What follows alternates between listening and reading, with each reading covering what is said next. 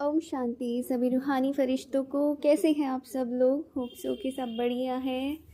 तो जी, कल था अव्यक्त दिवस 18 जनवरी 2026, जब बाबा मिलन हम सब ने किया और सबको बड़ा इंतज़ार रहता है अव्यक्त मास में बाबा से मिलन मनाने के लिए। तो सब ने अपनी अव्यक्त स्थिति बनाई होगी, बहुत लोग मौन में भी रहे होंगे। तो जी, कल बाबा जब आए, आज मैं मुरली जो है हम जो कर रहे थे 1970 की, उसकी नेक्स्ट मुरली नहीं करेंगे।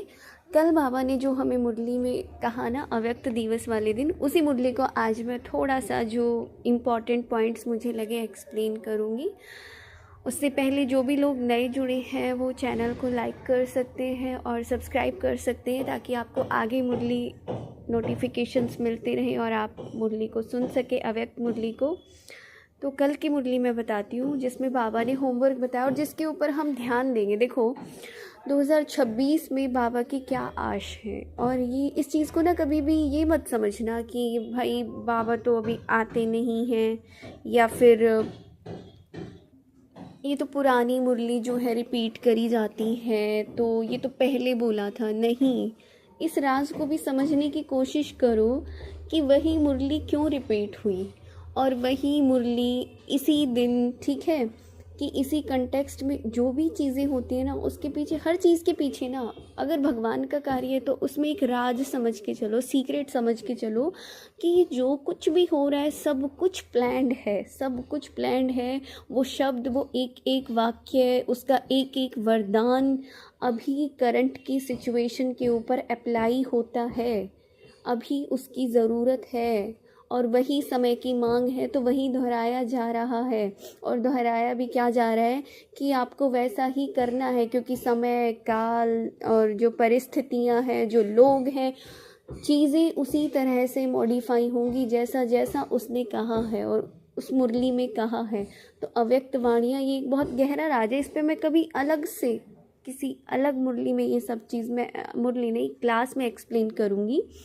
अभी के लिए बाबा ने क्या कहा था? बाबा ने पहली बात जो कही कि बाप की आशाओं का सितारा बन उमंग उत्साह वायुमंडल में फैलाना है। तो बाबा की आशाओं का सितारा बनना है। कौन होंगे वो आशाओं के सितारे? जो उमंग उत्साह वाला वायुमंडल फैलाएंगे। वायुमंडल में एक उमंग और उत्साह रहे, सबको करने की इंस्पिरेशन आए, मोटिवेशन आए कि भाई हमें करना है। और अब जो होमवर्क हमें करना है, सब लोग ध्यान रख लें कि अव्यक्त मास कंप्लीट नहीं हुआ है, पूरे जनवरी को ही अव्यक्त मास कहा जाता है। तो इसमें बाबा जो भी होमवर्क देंगे, जो भी काम बताएंगे, वो हमें पूरा दिल जान लगा करके पूरा, जैसे कि मान लो सूरज भाई भी बोलते हैं ना कि अपनी 20 नाखूनों का जोर लगा के उसको पूरा करना ही है, क्योंकि अंतिम दाव है ये। 2026 के बाद सचमुच नहीं जानते हो समय कैसा होगा, क्या होगा, इतने बड़े लेवल के परिवर्तन होंगे। ये 18 दिन शांति से गुजार दिए तो मत समझना कि बहुत ही कि तुम्हारा स्टेबल है ये साल। ये बहुत बड़े बड़े राज खोलेगा 2026, ठीक है। और ये चीज़ को मार्क कर लेना, ऐसा एक्चुअल में होने जा रहा है। होमवर्क बाबा ने क्या किया? हर एक बच्चा मन के कारण जो संकल्प और समय व्यर्थ जाते हैं ना, मन में ही तो आते हैं संकल्प, उल्टे सीधे व्यर्थ जो आते हैं, और उससे समय व्यर्थ जाता है। बाबा ने कहा अगर कभी भी कोई भी व्यर्थ संकल्प आता है ना, तो टाइम और एनर्जी हमारी वेस्ट होती है, दोनों वेस्ट होती है। कि इतना मुश्किल से हम एक स्थिति को बनाते हैं पुरुषार्थ करके, तब जाके कहीं वो स्थिति बनती है, और चुटकी में एक संकल्प सब कुछ बहा कर ले जाता है। तो खुद सोच के देखो हमारी मेहनत कहाँ जाती है।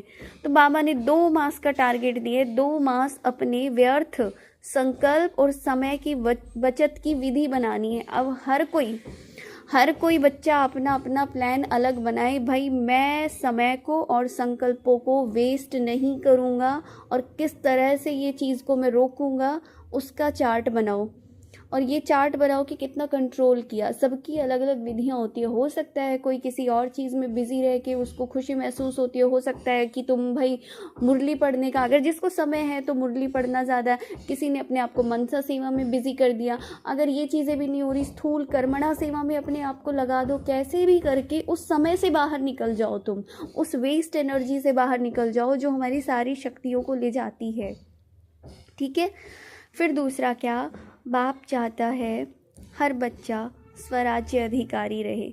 स्वराज्य अधिकारी माना खुद पर राज्य करे, पहले खुद पर राज्य करेंगे तब तो तुम जाकर वहाँ सतयुग में विश्व पर राज्य कर पाओगे, खुद का खुद पर राज्य नहीं। ओके, देखो कितनी बड़ी प्यारी सी बात है।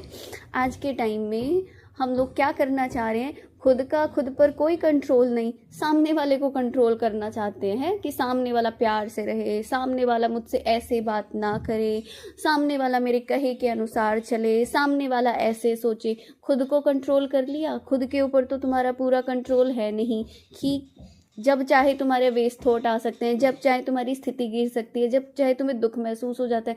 तुम्हारा खुद का मन तक तुम्हारी नहीं मान रहा है और तुम कंट्रोल करने चले हो दुनिया को। वाओ, सोच के तो देखो एक बार क्या करना चाह रहे हो। पहले खुद के ऊपर आ गया कंट्रोल कि मैं ये काम करना चाहती थी या ये काम नहीं करना चाहती थी, उसके बावजूद भी तुमसे वो चीज़ें होती हैं, तुम करते हो अपने किसी न किसी विकारवश, कमीवश, कमज़ोरीवश।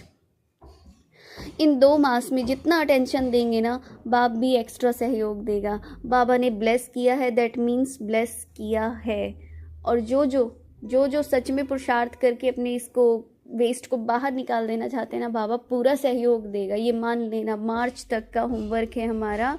और बाबा ने ये कहा कि ये जो पुरुषार्थ है ना, अब इसके आगे तीव्र शब्द लगा दो। कम से कम अब तक भी नहीं लगाया, कहता तो वो पता नहीं कब से कहता आ रहा है तीव्र पुरुषार्थ, तीव्र पुरुषार्थ, तीव्र पुरुषार्थ, लेकिन बहुत बच्चों को समझ नहीं आता है। अगर अब तक भी नहीं लगाया ना, तो आज से लगा दो तीव्र पुरुषार्थ। तुझे ये थी मेन जो बातें बाबा कहना चाहते थे। बाबा ने जो होमवर्क दिया उसके ऊपर हम सबको फोकस करना है और पूरा अपना जोर लगा देना है इसके लिए। थैंक यू सो मच, तहे दिल से शुक्रिया मुझे सुनने के लिए। और मैं चाहती हूँ कि अब इस पुरुषार्थ में ना, इस अग्नि में वो घी हम डाल दें कि बस बाबा जो चाहता है ना संपूर्ण बन जाए तो बन जाए बस। अब ओम शांति। मिलते हैं नेक्स्ट मुरली में। तब तक के लिए आप मुरली को रिवाइज करो बार बार और होमवर्क के ऊपर स्टिक रहना है। ओम